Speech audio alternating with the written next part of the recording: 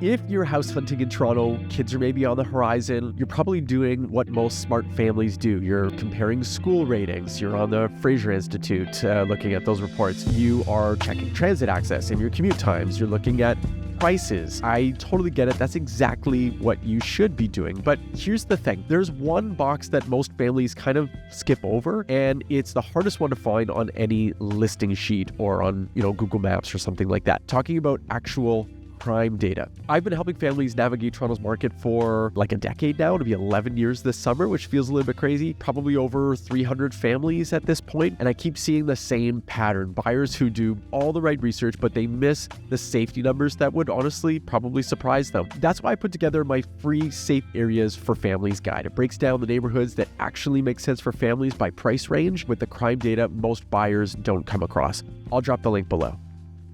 Today, I want to walk you through 5 neighborhoods that, for the most part, look really solid on paper. Good housing stock, fairly reasonable prices, decent schools. But when you dig into the actual crime statistics, the picture gets pretty complicated pretty quickly. Let's start with Rockcliffe-Smythe, because this one kind of perfectly shows you how geographic assumptions can sometimes fool you. So just looking at a map, Rockcliffe-Smythe, it's on the kind of northwest-ish part of the city. You can see kind of runs along Eglinton along the top. Here's Weston Road, St. Clair along the bottom, Humber River.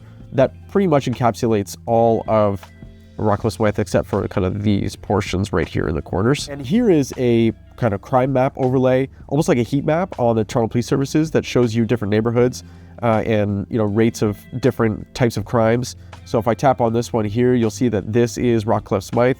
You can see that it's got a bit of a darker color, and immediately below it is Lambton-Babby Point, and it's one of Toronto's more prestigious neighborhoods, and it's quite safe. So when you're house hunting, the natural instinct is to think that that safety kind of bleeds over into the surrounding areas, and I would say that's a fairly natural and normal assumption. But here are the actual numbers. So Babby Point, as an example, had 72 total major crimes in 2024. Rockcliffe-Smythe, they had 3 homicides. That works out to about 12.5 per 100,000 people. These neighborhoods are literally across the street from each other. So now the housing looks in Rockcliffe-Smythe, it looks fairly attractive as well. You've got average price points between $750 and $885. 35% of the housing stock are single detached homes. So on paper, it looks like it's a bit of a slept-on pocket. You can get detached homes at like under $1 million in and around $900,000 in the West End, right next to a fairly prestigious area. But the thing about the neighborhood boundaries is that they can mean everything. And that's what I'm talking about when I say geographic assumptions. They feel logical right up until they're not. Now, let's talk about Oakwood Village next, because this one honestly is very different, and it's probably one that is the hardest for me to reconcile. So here is Oakwood Village, and you can see that, again, it's kind of bordered by Eglinton along the top. You've got Oakwood running right through the middle of it. This is St. Clair along the bottom as well. Maybe not necessarily a coincidence. And Oakwood Village has some great stuff. So I just want to point out a few things. Primrose Bagels is probably one of the city's best bagel places. Oakwood Pizzeria is great. You've got Revolver Pizza down in the south, just along St. Clair there. Then you've also got, and this is kind of a personal favorite because my favorite dessert of all time is tiramisu. Nonna Leah, right here on Oakwood, is probably one of the city's best tiramisu makers. Oakwood Village has some fantastic stuff. Their walk score is between 93 and 98. It's basically perfect walkability. Your average home price is a little under 1.2, so like 1.173, I believe was the average. 65% single detached homes, but in 2024, 2 homicides, 4 shootings, 137 assaults. So here's what's confusing. The vibe when you walk around Oakwood Village and certain pockets of it is genuinely great. There's an art center at the library, there's great restaurants, there's community events, the kind of place that shows up in like lifestyle content about where young families might be putting down roots. But the streetscape and the numbers are just pointing in completely different directions, and I find that hard to ignore when I'm advising families. So for the most part, when I'm working with families, I want the data and the lived experience to at least point in the same direction. And unfortunately for Oakwood Village, it just doesn't. So next up is Weston. It's a neighborhood that I had been talking about for a very long time. It has everything that commuter families want. There's up express access, there's GO train access. For years I was talking about it being up and coming, along with Mount Dennis, for example.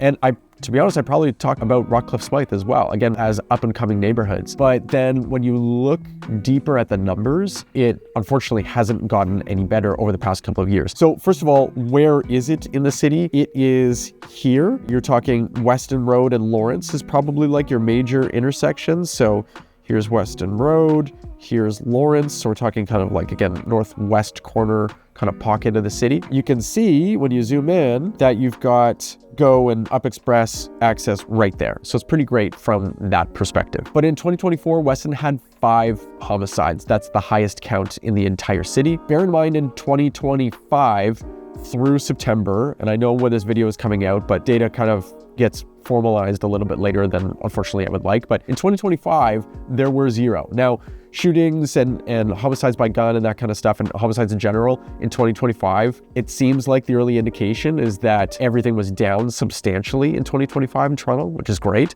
but you don't want to ignore kind of the trends from previous years as well. So the crime score for Weston is an 86.4 out of 100. So 0 homicides in that kind of first big chunk of 2025 sounds great, but that kind of swing in a relatively small population is something that's difficult to plan around. So I had to rethink my recommendations. And when you're making a decision of this magnitude, of this size for your family, up and coming needs to make more sense in a stable and kind of consistent way, not just in like a good year. So the thing about volatility is that it makes long-term planning pretty difficult. By the way, if you're wondering where the data actually supports family purchases, my Safe Areas for Families guide shows you the neighborhoods that consistently rank well across all the safety metrics, broken down by your price range. Link is in the description.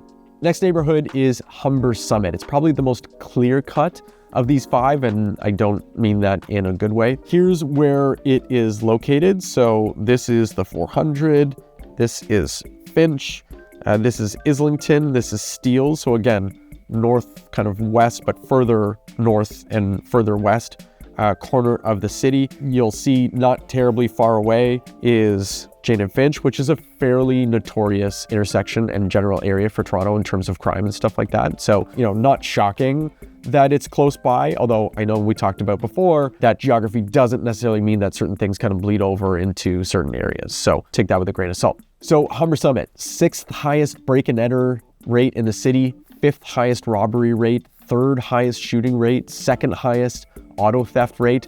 Pick a crime category, Humber Summit is going to be in the top 5. It looks like suburban Toronto, detached homes, family-sized lots. Everything seems fine from the outside. You've got decent subway access and stuff like that. I'm not saying that every family living there has a terrible experience, but this isn't one specific issue that you can kind of like weigh and decide on. It's comprehensive across the categories that affect daily family life. At least with some of these other neighborhoods, you can say, okay, it's this particular problem, but everything else can kind of check out. But in the Humber Summit area, not so much. This last neighborhood is probably the most complicated case, and it's probably the most surprising one on the list as well. It's Mimico-Queensway. So here's where it is on the map. You've got Gardner Expressway kind of bordering it on the top. You've got Lakeshore Boulevard, but essentially the lake kind of along the bottom, going over to just a little bit west of Kipling Avenue. Now, kind of cuts out this corner here. You've got Mimico GO Station kind of right in the middle. There's lots of good things kind of going on in Mimico-Queensway. It has been sort of pitched as the next Liberty Village. You've got lakefront access, you've got transit connections, you've got prices that still make sense for the most part. But here's what's actually happening. It was number 2 in the city for total serious crimes at 1,054 incidences. Crime increased 51.4% from 2023 to 2024. Even 2024 to 2025, it's up another 22.4% again through September. Meanwhile, 3,800, almost like approaching 4,000 new residential developments are under development are being delivered to the market. Now, the sort of conflicting thing for me with Mimico-Queensway is that I have clients who are renters in that area. They have been living there for years. They really enjoy it. They have a young son, goes to school, like all good things. I've helped other people buy in this neighborhood. You know, it's certain pockets and areas. It's not like a completely crime-ridden area. Those renters that I mentioned, they are currently shopping for a new home, but they want to stay as close to where they currently are as possible. They're very happy there. So it's a great community. You can walk to the lake. It's got a lot of things that you want, but I'm having to kind of walk them through the data a little bit. It's not a conversation that I love having, to be honest with you, especially what their lived experience is, as opposed to, you know, what are certain websites showing and stuff like that. You know, your lived experience and the statistical picture, sometimes they don't match up. Neither one is wrong. They're just kind of different things. But if you're buying, you need to know which one that you're going to be betting on. Now, I'm not saying avoid these 5 neighborhoods entirely. I'm saying go in knowing what the numbers actually show, not just what the neighborhood feels like on a Saturday afternoon or, you know, going for brunch on a Sunday or something like that. When you're making $1 million decision for your family's future, that distinction can matter a lot. Look, the reality is that crime data only tells part of the story, but it's the part that most families never see until it's too late. So I've put together this safe areas for families guide I mentioned. It breaks down the actual safest neighborhoods by price range so you can make informed decisions with your eyes wide open. The link is in the description. Most families hear this kind of data, they're watching this video, and think Toronto isn't safe for raising kids anymore. But after analyzing crime trends across 158 neighborhoods in the city, I can tell you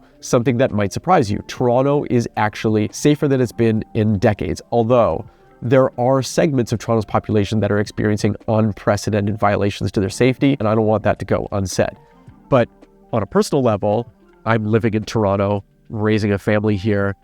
Generally speaking, I feel very safe in many parts of Toronto that I kind of go to. Getting back to the safe areas, yes, there are neighborhoods like Leaside, for example. Everyone knows it's safe, but there are also hidden gems where families are quietly thriving. Places that offer the safety that you want, maybe without the premium that you'd expect to pay. That's exactly what I break down in this next video right here.